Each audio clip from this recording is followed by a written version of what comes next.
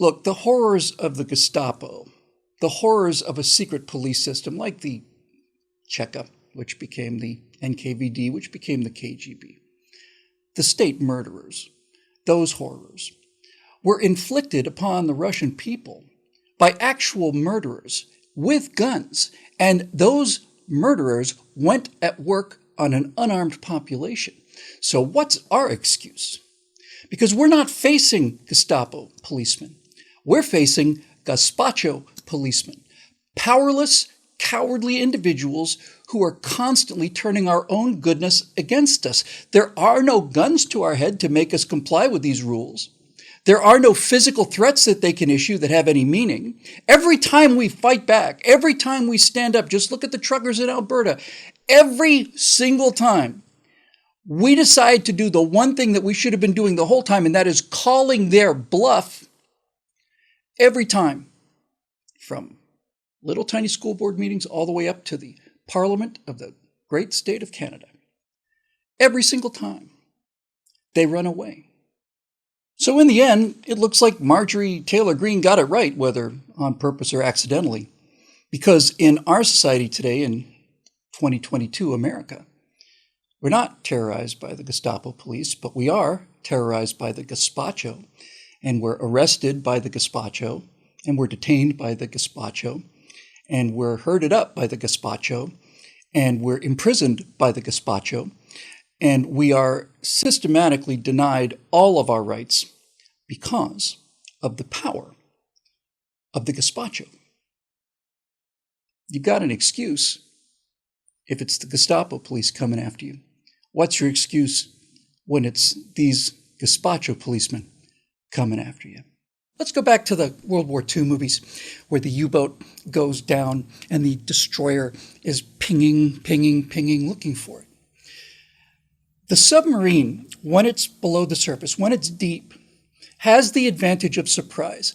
It can do whatever it wants to, essentially. It can put itself into a perfect kill position. It can launch deadly torpedoes with devastating effect on unarmed merchant ships filled with just regular people. And if it's done right, it can just simply go away. No one knows where it came from. No one knows what happened. They know that something blew the ships up, but the successful U-boat captain is never spotted. The reason for this is because a U-boat is an extraordinarily fragile piece of equipment. On the surface, U-boats are tiny. Despite the fact they have a pressure hull, they're very, very thin-skinned. They've got one deck gun, and you have to pop out of the hatch and run down the conning tower and run forward and crank it around and load it. In a contest between a submarine on the surface and a destroyer, the submarine doesn't have a chance to get the hatch open. The destroyer with its five-inch guns will simply blow it to shreds before they can even start to fight. If a submarine is forced to surface, that's the end of the submarine. It's over. It's not even a contest, which is why during a depth charge attack, you either want to sink the sub or drive to the surface. If you can drive a sub to the surface, the sub loses. Now, the deep state is the sub, and we're the destroyers. What I mean by that is the power of the people who are enormous. I don't know what the ratio could possibly be, but the people who think they have a right to control us and tell us what to do is an infinitesimal fraction of the people who they want to tell what to do. Infinitesimal.